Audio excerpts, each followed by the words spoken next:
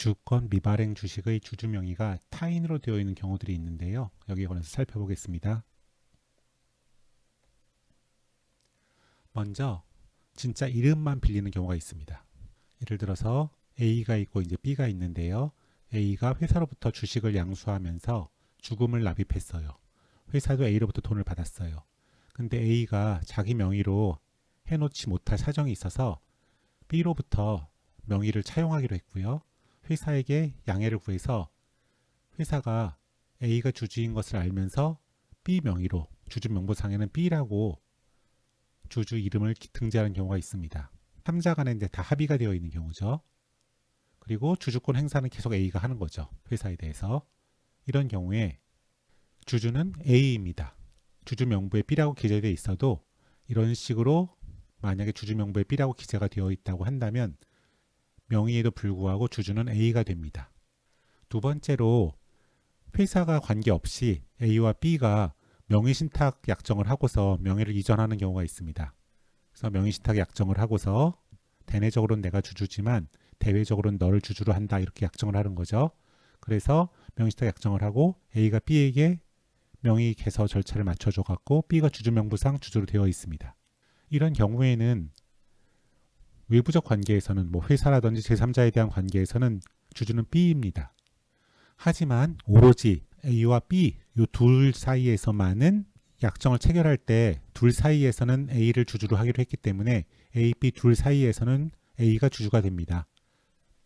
대외적으로는 B가 주주지만 대내적으로는 A가 주주인 거죠. 이렇게 약속을 했기 때문에 그렇습니다. 그리고 이 약속이 무효가 아니기 때문에 그렇습니다. 이런 식의 관계가 될 수가 있는 거고요. 세 번째로 주식을 진짜 이전해주기로 약정하고 명의를 이전하는 경우가 있습니다. 예를 들어서 신탁을 하기로 하고 신탁계약을 체결한다거나 아니면 해제 조건부 이전 계약을 체결해서 명의를 이전해 주되 어떤 조건이 발생하면 돌려주기로 이런 식으로 약정을 한다거나 이런 식의 계약에 따라서 주주 명의를 A에서 B로 넘겨주는 경우가 있습니다. 이런 경우에도 주주는 대외적으로는 물론이고 대내적으로도 이전하기로 약속을 했으니까 주주는 B입니다. 다만 A와 B 사이에는 이런 신탁 계약이라든지 해제 조건부 이전 계약이 있기 때문에 이 계약상의 권리 의무는 서로 부담하게 됩니다. 예를 들자면 B는 뭐 제3자에게 이 주식을 함부로 처분하지 않는다거나 A의 승낙을 받아야지만 처분한다거나 뭐 이런 식으로 약정을 할 수가 있겠죠. 그래서 B가 주주이고 다만 B는 이 계약에 따라서 A에 대해서 어떤 채무를 부담하게 될 겁니다. 이 채무를 이행해야 되죠. 그래서 네 번째로 양도담보계약을 체결하고 명의를 이전하는 경우가 있습니다. A가 B로부터 돈을 빌리면서 소비대차 계약이 있겠죠. 그러면서 A가 자기가 갖고 있는 주식을 담보로 B에게 제공하기로 약정하는 겁니다. 그 소비대차 계약이 있고 주식의 양도담보 계약이 있는 거죠. 그래서 A가 B에게 주식을 이전해줘서 주주 명의가 B로 되어 있는 경우가 있습니다. 이럴 경우에 주주가 누구인가가 문제가 될 수 있는데요. 양도담보 계약에 있어서 이 양도담보 계약의 법적 성질을 신탁적 양도로 보는 견해가 있고요. 뭐 담보권으로 보는 견해가 있는데요. 신탁적 양도로 보는 견해가 다수설이자 판례의 입장입니다. 그래서 신탁 계약이 체결된 것과 비슷하게 보는 거죠. 그렇기 때문에 신탁적 양도설에 의하면은 B가 주주이고 다만 소비대차 계약이랑 양도담보 계약이 체결되어 있기 때문에 A와 B는 이 계약들에 따른 권리 의무를 부담하게 됩니다. 예를 들자면 B 같은 경우에는 양도담보 계약을 체결했기 때문에 변제기 전에 이 주식을 제3자에게 처분하지 못하게 됩니다. 계약이 그렇게 정하고 있기 때문에요. 보통 맨 처음 같은 경우에는 타인으로 되어 있긴 하지만 A가 주주인 거고요. 요 2, 3, 4번 같은 경우에는 원래 주주는 A였는데 B로 주주 명의가 이전된 경우죠. 그래서 이런 네 가지 경우가 생길 수가 있는데요. 이런 경우에 있어서 A가 지금 주주명부상은 B가 주주로 되어 있는데 이 주주명부상 B로 되어 있는 이거를 자기에게 A에게 복귀시키려면 어떻게 조치를 취해야 되는가를 생각해 볼 수가 있는데요. 첫 번째 경우에는 진짜로 이름만 빌린 경우, 이런 경우에는 A가 주주입니다. 자기가 주주니까 B한테 가서 명의 개설해달라, 나에게 명의 이전을 해달라 이렇게 얘기를 할 수가 있겠죠. 내가 주주잖아. 너는 주주가 아니고 나한테 해달라 이렇게 부탁할 수가 있는데요. B가 뭐 나쁜 마음을 품고서 거절할 수가 있겠죠. 못하겠다. 네가 해가든지 말든지 해라. 그러면 A는 다시 회사를 찾아가서 내가 주금 납입했고 내가 그동안 주주권 행사했으니까 나를 주주로 바꿔주시오 이렇게 요구할 수가 있을 겁니다. 회사를 찾아가서 사정을 말하고 명의 이전을 해달라고 부탁할 수가 있고요. 회사가 해주면 좋겠지만 또 회사가 거부할 수도 있죠.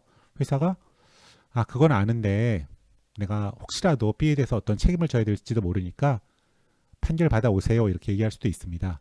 그러면 이제 A는 B를 상대로 소유권 확인해소를 제기해야 됩니다. 주주권이 나한테 있기 때문에 내가 주주다라는 확인을 받아야 되죠. 그래서 소유권 확인해소를 제기해서 승소를 한 다음에 이 승소 판결을 갖고서 회사에 대해서 명의개서 해달라고 요구를 하고, 만약에 또 거절을 한다면 회사를 상대로 명의개서 이행의 청구를 구하는 소를 제기하면 됩니다. 그러니까 B를 상대로는 소유권 확인해소를 제기하고 판결 받은 다음에 회사를 상대로는 회사가 안 해주면은 명의개서 절차 이행을 청구하는 소를 제기하면 됩니다. 명의신탁 같은 경우에는 어떻게 되느냐? 일단 B한테 얘기를 해갖고 B가 알아서 해주면 좋겠죠. 근데 만약 B가 거부한다면 이제 문제가 되는데요. 일단 위랑은 조금 다르죠. 위에서는 A가 주주입니다. 명의만 이렇게 돼 있고, 하지만 여기서는 명의만 이렇게 돼 있는 게 아니죠. B가 대외적으로 주주입니다. 그래서 먼저 해야 될 것은 B를 상대로 명의신탁 계약의 해지를 통지해야 됩니다. 우리 명의신탁 약정 체결한 거 이거 해지하겠어, 이렇게 하고 통지를 해야 되고요. 이렇게 해지 통지를 하면은 판례는 주식의 소유권이 자동으로 A에게 복귀된다고 보고 있습니다. 이걸 해지를 하면은 주식이 자동으로 탁 A에게 돌아온다는 거죠. 대내적 주주인 A에게 돌아와서 A가 대내적 대외적 다 주주가 된다는 거죠. 자동으로 복귀되기 때문에 뭐 B를 상대로 주식을 이전하라 이런 이행 청구할 필요가 없이 바로 B를 상대로 소유권 확인해소를 제기할 수가 있습니다. 내가 이미 주주가 됐기 때문에 해제함으로써 자동으로 내가 주주가 됐기 때문에 위랑 똑같아지죠. 그래서 B를 상대로 소유권 확인해소를 제기하고 승소한 다음에 승소 판결을 지참해서 회사에게 명의개서를 요구하고, 만약에 회사가 거절을 하면은 회사를 상대로 명의개서 절차 이행소를 제기하면 됩니다. 신탁계약이라든지 해제조건부 이전계약을 체결해서 뭐 대내적으로 어쩌고 대외적으로 이런 게 아니고, 대내적 대외적으로 다 B가 주주인 경우는 어떻게 되느냐?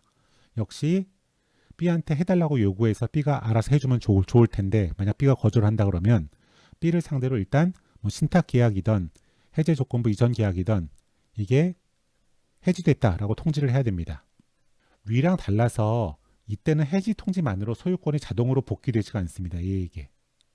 위에서는 해지를 하면 소유권이 자동으로 딱 복귀가 됐는데, 그래서 바로 주주가 됐는데, 여기서는 이걸 해제했다고 딱 자동으로 넘어오지 않습니다. 여전히 여기한테 남아있어요. 그러면 어떻게 해야 되느냐? B를 상대로 원상회복 청구해소를 제기해야 됩니다. 계약이 해지됐으니까 너 이제 원상회복해야 될 의무가 있어 라고 주장을 하는 거죠. 그래서 B를 상대로 나에게 주식을 이전하거나 양도하는 의사표시를 해라 라고 소송을 제기해야 됩니다. 그리고 두 번째로 회사에 양도나 이전 통지를 하라, 이런 식으로 두 가지를 구하는 그런 이행의 소를 B를 상대로 제기를 해야 됩니다. 이 두 가지 경우에서는 확인의 소를 제기하면 됐었는데요. 이 경우에는 자동으로 복귀되는 게 아니기 때문에 이전을 받아야 됩니다. 그래서 이전을 구하는 소송을 제기해야 됩니다. 그래서 이전 또는 양도하는 의사표시를 하고 회사에 그 이전이나든지 양도를 통지하라라는 소송을 제기해야 되고요. 여기서 승소한 다음에는 승소 판결을 갖고서 회사에 가야 되고요. 회사가 해주면 좋고, 회사가 안 해주면은 회사를 상대로 명의개서 이행해소를 제기하면 됩니다. 그 다음에 양도담보계약을 체결한 경우는 어떻게 되느냐? 일단 A가 주식을 넘겨받으려면 소비대차랑 주식 양도담보계약을 체결했기 때문에 돈을 다 갚아야겠죠. 그래서 B에게 금전 채무를 모두 변제한 다음에 B를 상대로 양도담보계약의 해지를 통지하고요.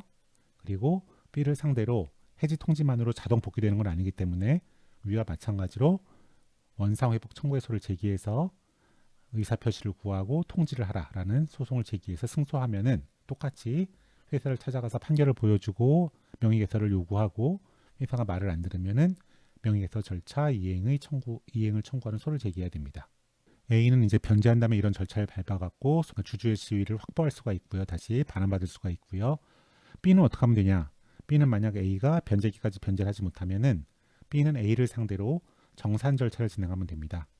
판례는 이런 식의 양도담보는 약한 의미의 양도담보라고 보고 있기 때문에 이 주식의 가치와 빌린 돈의 뭐 원리금 같은 걸 계산해 갖고 주식의 가치가 더 많다고 한다면은 잔액을 지급하고 통지하는 그런 어떤 절차들, 정산 절차를 진행해야 되고요. 그리고 정산 절차가 다 끝나면은 B는 여기서도 이제 주주였지만 여기서는 제한된 주주였거든요. 하지만 이제 정산유처가 완료되면은 B는 완전한 권리, 주주로서의 권리를 확정적으로 취득하게 됩니다. 완전한 소유권을, 주식의 소유권을 취득하게 되는 거죠. 참고로 만약 이 상태에서 B가 C에게 주식을 처분했다고 하면 어떻게 되느냐? 이 처분은 무효입니다. 왜냐하면 B는 권리가 없는 사람이에요. 주주가 아니에요. 이름만 주주로 되어 있지. B는 무권리자이기 때문에 C는 B로부터 양도를 받았다고 하더라도 주주가 될 수가 없습니다. 그리고 이 주식은 주권 미발행 주식이기 때문에 선의취득 이런 것도 인정이 안 됩니다. C가 억울할 수도 있겠지만 C 같은 경우에는 사전에 이런 것들을 좀 체크해 보는 게 좋겠죠. 회사한테 뭐 문의를 한다거나 이런 식으로. 그래서 이때 진짜 이름만 빌린 경우에 주주명부상에 기재된 B로부터 주식을 양수받은 C는 주주가 될 수 없다는 거에 유의해야 됩니다. 반면 명의신탁 약정하고 명의를 이전한 경우라든지 주식 이전 약정하고 명의 이전한 경우라든지 양도담보계약을 체결하고 명의를 이전한 이런 경우들에 있어서는 B가 주주이기 때문에 B가 C에게 처분하는 것은 유효합니다. 특히 명의신탁 같은 경우에는 C가 악이라도 명의신탁된 주식이라는 걸 알고 있다고 하더라도 C에게 처분하면은 C는 유효하게 주식을 취득할 수가 있습니다. 주주가 됩니다. 그리고 이 경우도 마찬가지고요. 이 경우도 마찬가지입니다. 참고로 또 하나 알아둘 만한 것이 명의신탁을 체결하면은 대외적으로는 B가 주주고 대내적으로는 A, B 사이에서는 A가 주주다라는 식의 법리가 지금 형성이 되어 있는데요. 이거를 어려운 말로 소유권의 관계적 귀속이라고 합니다. 소유권은 원래 하나여야 되는데 이런 경우에는 대외적으로는 얘가 소유자고 대내적으로는 얘가 소유자다. 그래서 소유권이 분리가 돼버리거든요. 그래서 이런 개념을 소유권의 관계적 귀속이라고 부르는데요. 이 소유권의 관계적 귀속은 명의신탁에서 나올 수가 있고 또 다른 한 군데서 나올 수가 있는데요. 양도담보에서 또 하나가 나올 수가 있습니다. 그래서 판례는 동산 양도담보 계약을 체결하고 점유계정의 특약을 체결해서 채무자가 채권자에게 양도담보로 동산을 제공하면서 동시에 점유계정 약정을 체결해서 그 양도담보로 제공했는데 동산은 A가 갖고 있으면서 사용 수익하는 그런 경우에 있어서는 채무자가 A가 대내적으로 소유권을 보유한다는 것이 판례 입장입니다. 그래서 이 경우에도 동산 양도담보계약을 체결하면서 점유계정 특약을 체결해서 채무자가 양도담보로 제공한 동산을 계속 점유하면서 사용하고 있다고 한다면 이럴 경우에는 대외적으로는 B가 소유권을 갖고 있지만 대내적으로 A, B 사이에 있어서는 A가 소유권을 보유하게 된다는 것이 판례 이론입니다. 방금 설명드린 그 주권 미발행 주식 양도담보계약이 이렇다는 건 아니고요. 이거는 뭐 주권이 발행되지 않았으니까 점유개정할 뭐 그런 건덕지가 없죠. 순수히 동산의 경우에 이런 식의 점유개정 특약이 있으면 소유권의 관계적 귀속이라는 것을 인정하는 판례 법리가 적용될 수 있다는 거니까요. 참고하시기 바랍니다.